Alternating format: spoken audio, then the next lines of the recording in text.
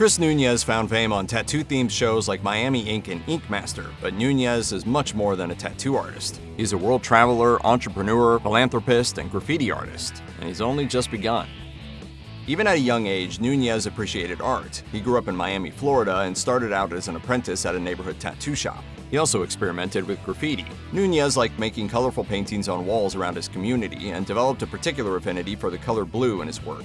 What I loved about graffiti was the risk, the color palette, the excitement, the camaraderie. Nunez credits his parents for his success because of their unmitigated support, even of graffiti art. And his first tattoo, which he got at the age of 16, was of his parents' names. His father, who passed away when Nunez was 18, often reminded him that, when it came to success, he'd need to ride or die. After his father's death, Nunez entered a dark, self-destructive period. He was rebellious, but he survived and made it to his late 20s. With the help of his mother, he managed to turn his bitterness and frustration into academic success, and eventually got his life back on track. For Nunez, tattoos like graffiti are just another way to express his artistic side. Tattooing became relevant to me because it was like, I could tattoo a human being that's basically my art's gonna live on for the lifespan of that human. Nunez believes the art of tattooing is having a renaissance that goes beyond ink on skin to influencing artists in a variety of fields, including the fine arts, which inspire tattoo artists in return. In an interview with the Miami New Times, he explained, "You have so many crossover artists.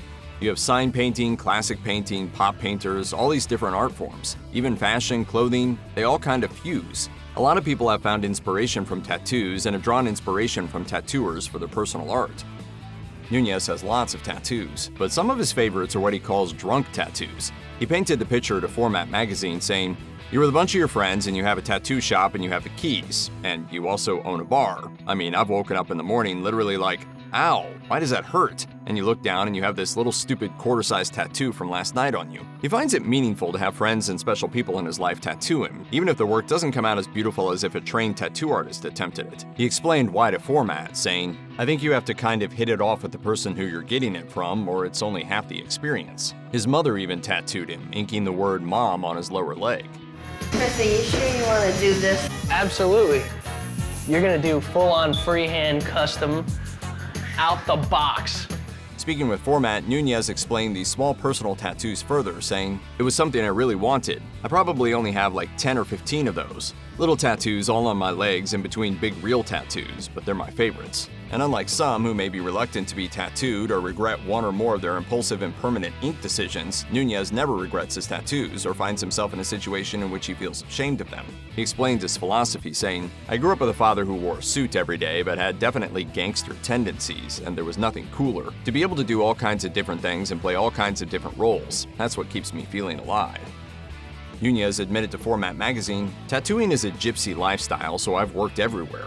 When Nunez was 21, he took a trip to Brazil and enjoyed the country so much he stayed there for 5 years. His brother had been living there and he'd impulsively purchased a plane ticket to go see him. While there, he opened up a tattoo shop, but the place didn't last long because Nunez got deported. He recalled, "I actually got deported twice. That's what you do for Brazilian women, I guess. I had a girlfriend there, and at the moment, it was like true love." When that relationship ended, he moved on to Europe, where he traveled around working with various tattoo artists he admired. By the time he returned to the United States, he'd been gone for about 8 years.